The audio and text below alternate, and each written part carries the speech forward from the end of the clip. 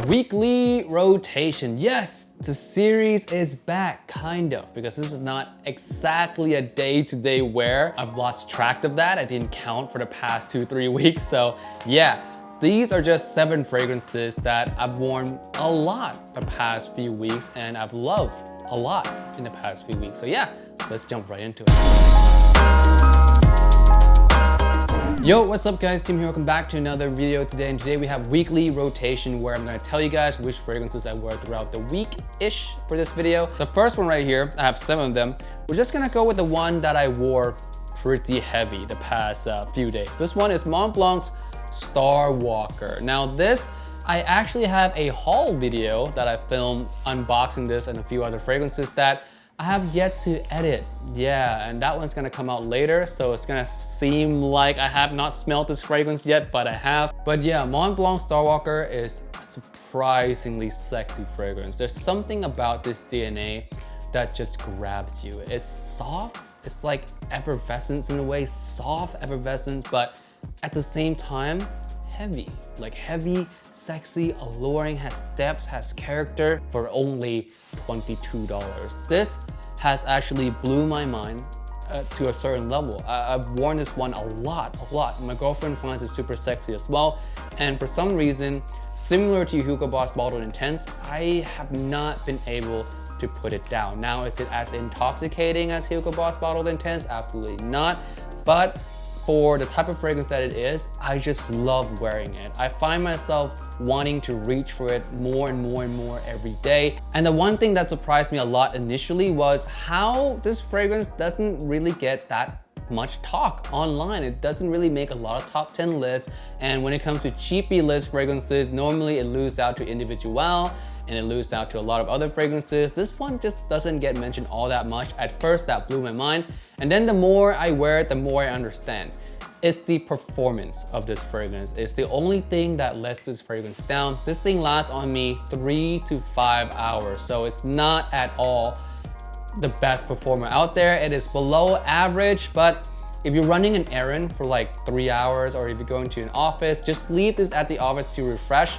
You'll be completely fine. It's still a phenomenal fragrance. It's one that's worth checking out for sure. It's still a fragrance that I highly suggest you check out. And especially for the price, 20-something dollars, it is a no-brainer grab. It's just that good. All right, next fragrance is the one that I got recently. This one is Bentley for Men Intense. Now I wore this once now this week, and I know it's not the right season yet. It's still plenty hot here in Vegas, but I like it.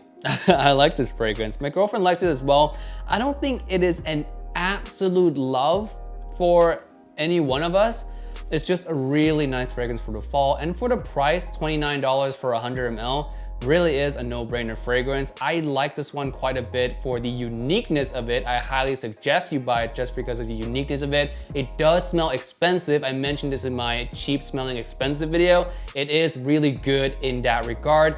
But in terms of like matching up with a lot of other fall fragrances that I love, this one is just a high like. It's not a regular like, but it's a high like. But I still love a lot of other fall fragrances more for my personal taste. But if we're talking pure quality, this thing competes with the best of the fall designer line, and at half of the price of a lot of the prominent fall designer fragrances as well. So that's what's amazing about it, really, is that the quality for the price that you can get this bottle at. It is really good. It's just my personal taste, not as sexy as I want it for fall. It doesn't have that super alluring vibe for me that I want in a fall fragrance. But still, if you love boozy fragrances with benzoin, which is like a warm vanilla feel, this one is really gorgeous, and it's one that you should definitely check out. Next fragrance right here, we're gonna go with the Creed, and this one is Himalaya. I actually wore this yesterday, and this one, so good.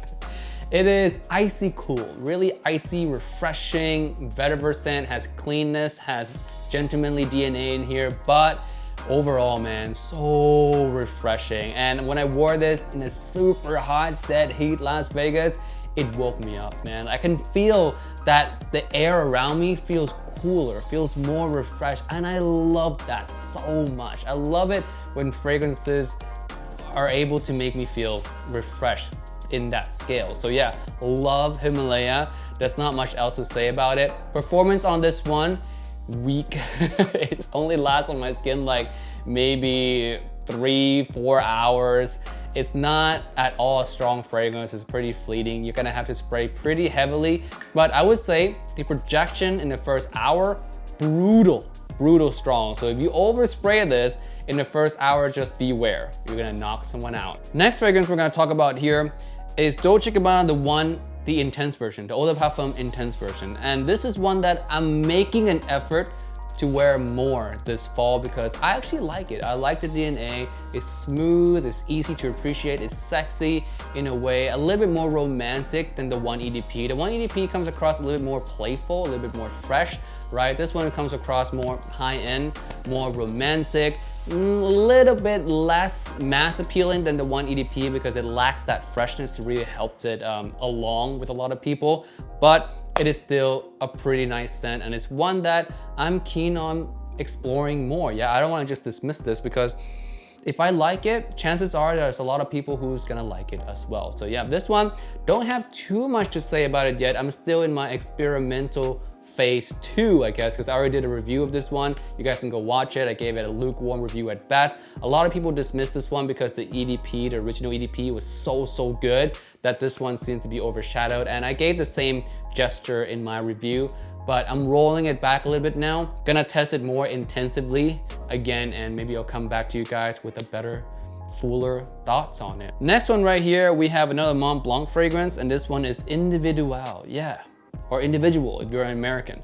This one smells like Creed's original Santal, which is really nice. I love this one. I talked about this one in my cheap, expensive video as well. I told you guys that this thing is cheap, but smells expensive, and it does smell expensive because it smells like a Creed fragrance. But yeah, this is gorgeous. And out of all the Mont Blanc fragrances, a Mont Blanc affordable fragrances that is, not counting Explorer, this one is my favorite. And I can see definitely why this one beats over Starwalker, because it just has more of that fresh, sparkly sweetness DNA. The raspberry sweetness in here is just so attention grabbing that it's hard to beat, man. And at the price point that it is, similar to Starwalker, it is a phenomenal cheapy fragrance. I'm not gonna say great cheapy, it's a phenomenal cheapy fragrance, and it's one that you definitely have to check out. It's probably gonna be your most unique cheapy fragrance. Yeah, I'm gonna say that right now. It's gonna be your most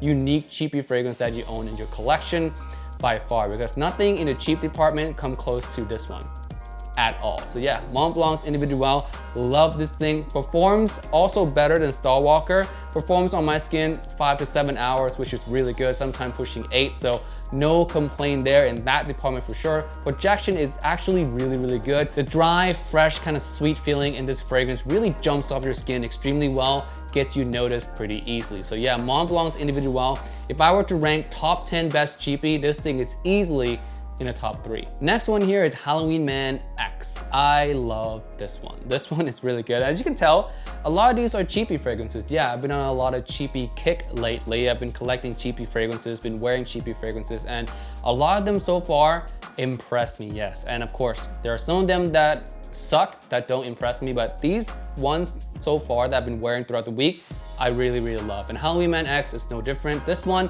is a designer level coffee smell, and it's sexy. It's a sexy coffee scent. It's dark, it's sweet, it's easy to wear, it's alluring, it's inviting. This one is good for all age range, really. I can see a college student wearing this. I can see someone in the office wearing this. It's a great, versatile compliment getter on the cheap. So yeah, Halloween Man X, highly recommended from me. Performance on this one lasts on me between 5 to 7 hours, which is really good for a scent like this. When you smell it, you might think that it might not last as long. It has a little bit of an airy touch to it, but it does last quite a good amount of time. 5 to 7 hours, no complaints. Projection is gonna be good for the first hour and a half. After that, it sits a little bit closer. But honestly, people are still able to smell me, so no complaints in that department either. So yeah, Halloween Man X, check this one out. Also, check out the original Halloween Man. I love that one as well. Last fragrance we have right here that I've been wearing a lot of is L'Homme Idéal Extreme by Guerlain.